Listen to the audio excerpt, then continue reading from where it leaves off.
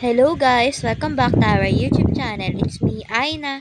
Update ko nga lang pala kayo guys. Ngayon pala ay naghahanda ako ng mga dadaling kong pagkain sa school.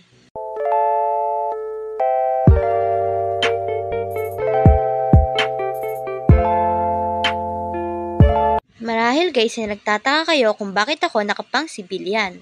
Isang beses kasi sa isang linggo, pwede kami magsuot ng sibilyan.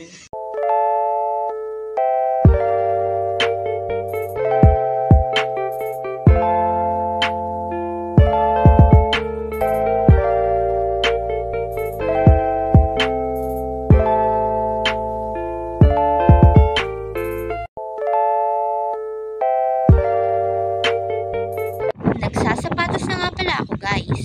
Kaya nga pala ako nakapang sibilyan ngayon guys kasi 2 oras lang ang klase ko.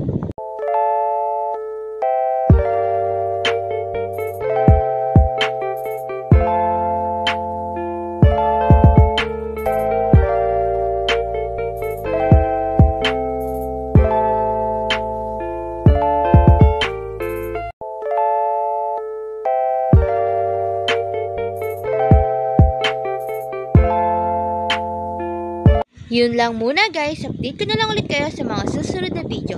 That's all for today guys. If you like our video, don't forget to buy us a cup of Coke or coffee and see you next time. Bye!